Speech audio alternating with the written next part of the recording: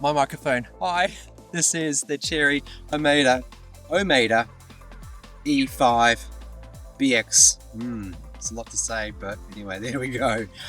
This is going to be my review on it, and for something that's kind of akin to, let's say, a Toyota Camry that became an SUV, this is maybe what it might look like. So in this review, I'm going to be detailing what's so good about it, what could be definitely better, and yeah, whether or not you should give it a try.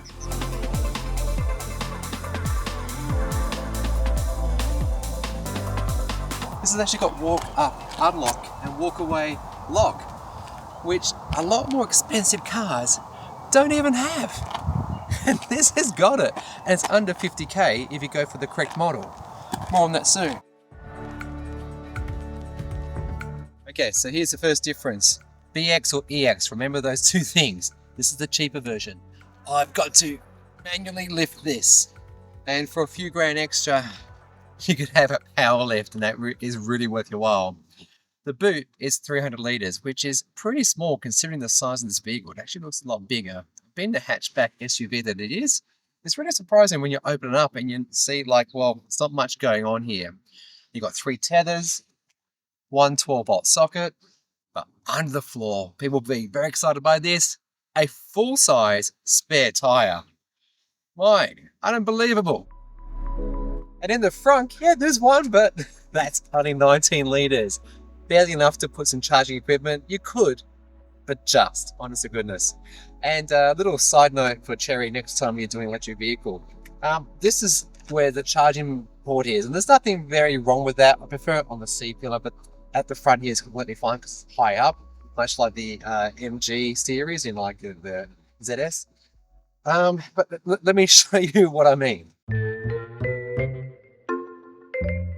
You can see the issue.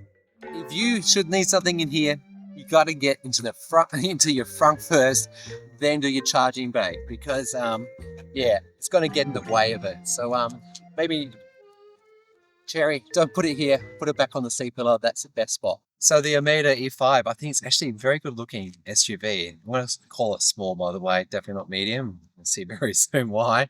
But the front, very nice. Daytime run lamps that are LED. Headlights are also LED. Tyres, 18-inch Kumos. They're very good, actually. Most cheap cars, they cheap out on the tyres. Not this time round, so very good. And complaining of this car, and I say that with good reason, most car makers, when they have a cheap entry-level thing, they skimp out on a little mini spoiler, a rear wiper, a good-looking car, front and rear sensors. It's here, and I think Chery definitely should be commended for that. In the back of the Omoda E5, it's actually can seat 4 people, well actually 5, but 5's going to be a bit of a squash, it really is. Just like my feet are, like under here. It's okay, it's doable. Under thigh support is definitely lacking too, and well, knee room's good though, and height above my head, clearance there, excellent. Power windows, you've got USB A and C in the center, and beneath where that vent is, the blanked out spots, that's actually for outboard heated rear seats. That comes in the EX model, so I would definitely recommend you strive for that extra few K to get more features. The rear seats do a 60-40 split, and you've got your ISOFIX as well.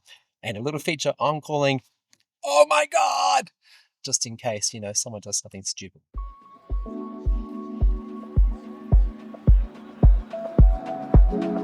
Up front, there's 3 places you can store stuff. Right on the center console here, little hideaway cubby spot, as well as underneath this center console. And all together, nice and solid, well put together indeed. Glove compartment is a decent size, and these 2 12.3-inch screens are actually pretty good and remind me of what Kia and Hyundai do in cars like the EV5, Ioniq 6, you name it. And yeah, it's actually a pretty nice interior. Let down by this steering wheel. Cheap plastic. I don't know. It irks me no end. It really does. That, and also right now we're in wireless Android mode. There's also wireless Apple CarPlay, which is brilliant. Got a wireless charging pad as well. So the thought of it, but where's the button on screen or somewhere to go back home? You can't. So what I've done is I've programmed this programmable button to go to drive select mode so I can actually change something about the car. Like, why do I have to do that? What if you're the passenger and you want to change the volume? I can do it over here, but you can't. You have to ask me, hey, can you turn the volume down, please? Sure, give me a second. You're welcome. And I almost forgot to mention, there's a total of 8 spots for drink bottles, which are pretty good size actually. And in the front, we've got USB A and C once again, along with another 12-volt socket.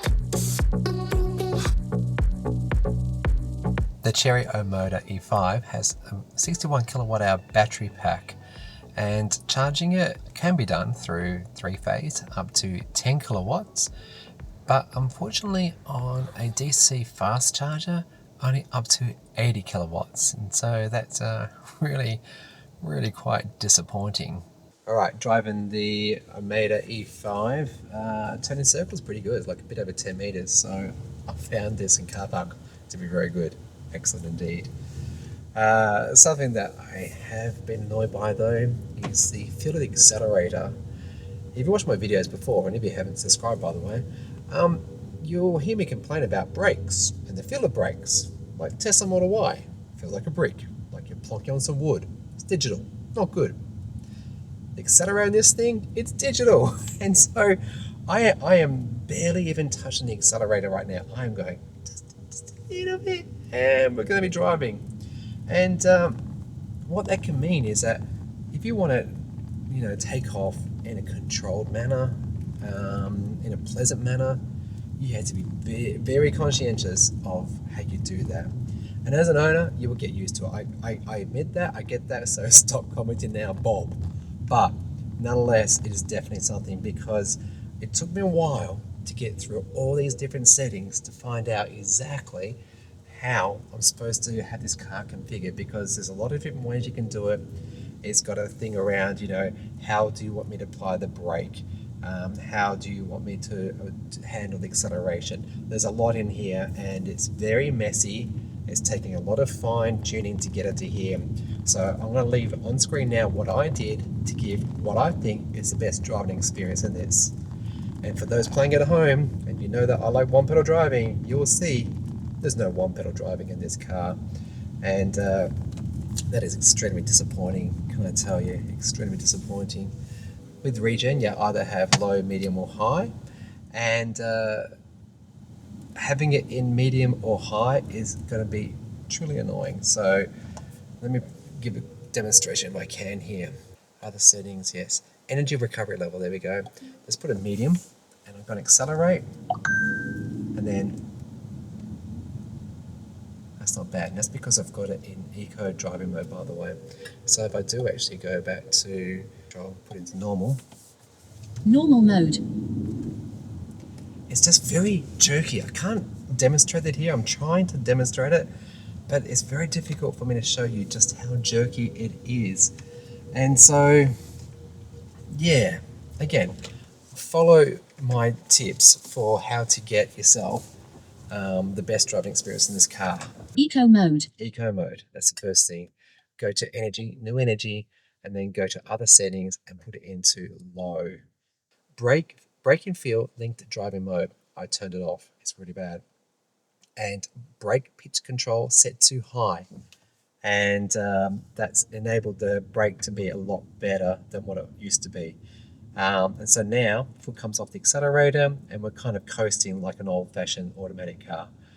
Not what I'm looking for in an electric car, but that's just me and my preference. So definitely get out and test one, and maybe write down this recipe so that you can get the best driving experience.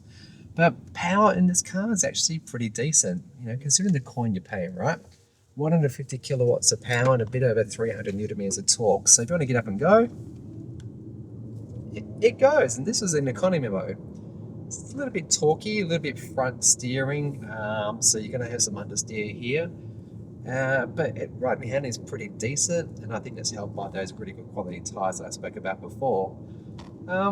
Yeah, it's direct. Brake feels very good. Accelerator needs work. It just needs a bit of smoothing out, a bit of refining. And my economy, well, after a week, because this is actually day 5 and I haven't had the full week yet, so I normally like to tell you on day 7 what the economy's like been for me. So it's on screen now, and yeah, it's not bad. It's not bad. It actually feels kind of like a Toyota Camry. Yeah, it really does. Price from $46,779 drive away for Victorian pricing to $49,905 for the EX model. That will give you power tailgate, power sunroof, ambient lighting, black leatherette upholstery, heated front seats, heated leatherette steering wheel, and heated rear seats. For the extra $2,200, you gotta ask yourself, are those features really worthwhile? To me, they are, and I would so pay it, because I got really annoyed by the cheap plastic feel of that steering wheel, and not having a power lift gate in 2024 just seems really wrong to me. Jeez, that's a first world problem, isn't it? But you know what I mean? It's just these little things I think make a difference. That and like heated seats for wintertime, a sunroof. Yeah, no, these are things I would definitely enjoy. Having rapid fast charging improved, please do that. This is to Chery, by the way. A few notes to Chery. What else could be improved? The accelerator feel, like it's just too touchy, and no one pedal driving is very annoying. And to have a reasonable driving experience, I had to have regen set to low, which I don't like. I like my regen set to high, so I'm getting the most amount of range from my car and not just letting it waste. Yeah, but look, if this is in your price bracket, I would definitely go give it a try. It's a great looking vehicle. You got to do really, really well if you compare your fuel bill to maybe an electricity bill. This will be a lot cheaper for you, by the way. Check out this video I've done previously.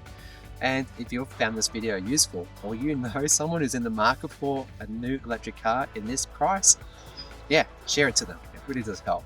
That and commenting. And subscribing. I said that, right? Yeah, I did. Otherwise, you want to take your thanks to the next level, you can do Ko-fi for behind the scenes and early access, or YouTube Super Thanks is very welcome as well. Otherwise, you be good and you be green.